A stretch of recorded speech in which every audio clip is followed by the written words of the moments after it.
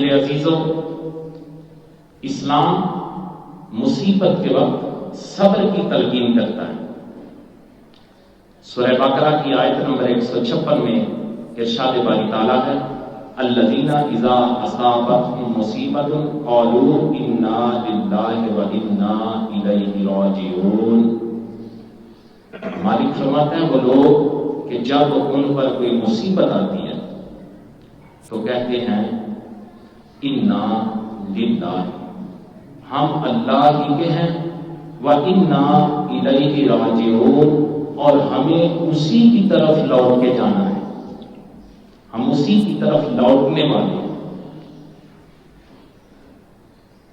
نبی پاک صلی اللہ علیہ وسلم نے اپنی امت کو ایک دعا تلقین فرمائی کہ جب کسی پہ کوئی مصیبت آ جائے، کسی پہ کوئی غم کے پہاڑ نازل ہو جائے، کوئی دکھ میں مبتلا ہو جائے، تو آقا کریم صلی اللہ علیہ وسلم نے صحیح مسلم شریف کی کتاب الجنائز کے اندر 918 نمبر حدیث مبارکہ ہے، اس میں نبی پاک صلی اللہ علیہ وسلم نے دعا تلقین فرمائی ہے اپنی امت کو کہ جب بھی مصیبت آ جائے وابیلا نہیں کرنا، بین نہیں کرنے،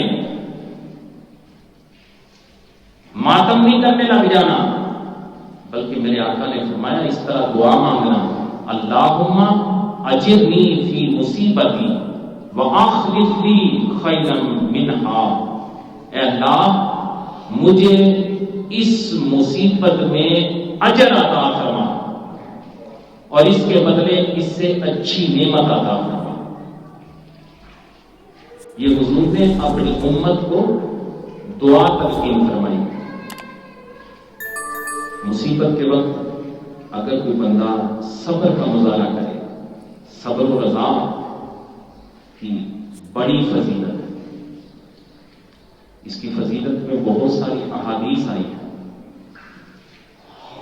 بندہ مومن کو چاہیے، حضور کے امتی کو چاہیے کہ مصیبت کے وقت صبر کرے اور اللہ تعالیٰ کی بارگاہ سے اجر و ثواب کی امید رکھے۔ سنیے حضور صلی اللہ علیہ وسلم کی ذاتی زندگی کا ایک واقعہ، حضور کے خاندان کا ایک واقعہ۔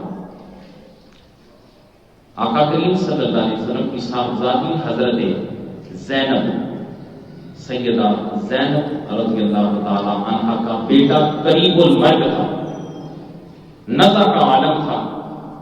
اس وقت حضور کی صاحبزادی نے آقا کریم صلی اللہ علیہ وسلم کو بلاوا بھیجا،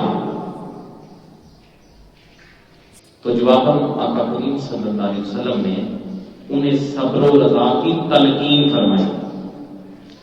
اب بیٹی کا بیٹا آخری وقت میں ہے، نزع کے عالم میں ہے، نواسا، بیٹی نے پیغام بھیجا تو نبی پاک صلی اللہ علیہ وسلم نے اپنی حقیقی بیٹی کو اس طرح صبر کی تلقین فرمائی۔ حضور نے فرمایا ان للہ ما اخذ ولہ ما آتا وکل شیء عنده باجل مسمى فلتصبر ولتحسب۔ حضور نے فرمایا میری بیٹی اللہ ہی کا سارا مال ہے، جو اس نے دے دیا وہ اس کا تھا، جو اس نے عطا کیا وہ بھی اسی کا ہے، اور ہر چیز اس کے پاس وقت مقررہ پر واقع ہے، اس لیے فلتصبر ولتحسب، میری بیٹی صبر کرو اور اللہ تعالیٰ سے اجر کی امید رکھو۔ مصیبت پر صبر کرنے والوں کو اللہ تعالیٰ نے بے حساب اجر عطا فرمایا، اللہ تعالیٰ بڑا اجر عطا فرماتا ہے۔ سورہ زمر کی آیت نمبر 10 میں ارشاد باری تعالیٰ ہے انما یوفی الصابرون اجرهم بغیر حساب۔ مالک فرماتا ہے بے شک صبر کرنے والوں کو ہی ان کا ثواب بے حساب اور بھرپور دیا جاتا ہے۔ ایک اور مقام پہ اللہ تعالیٰ نے ارشاد فرمایا ان اللہ مع الصابرین۔ ساری دنیا اللہ کا قرب ڈھونڈتی ہے. ساری دنیا یہ چاہتے ہیں لوگ جو اس کے چاہنے والے ہیں کہ ہمیں اللہ کا قرب مل جائے، ہمیں اللہ کی معیت مل جائے. جتنے صوفیاء ہیں، جتنے درویش ہیں، جتنے خدا کو ماننے والے مسلمان ہیں، نماز اللہ کے قرب کا ذریعہ ہے. ساری عبادات اللہ کے قرب کا ذریعہ ہے.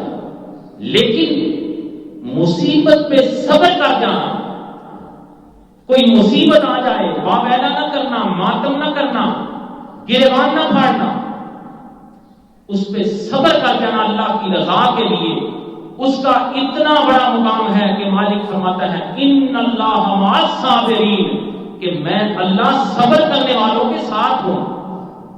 اللہ تعالیٰ کی معیت صبر کرنے والوں کو مل جاتی ہے. کتنا بڑا مقام ہے صبر کر جانا. کسی کی طرف سے کوئی تکلیف پہنچ جائے تو اس پہ صبر کر جاؤ.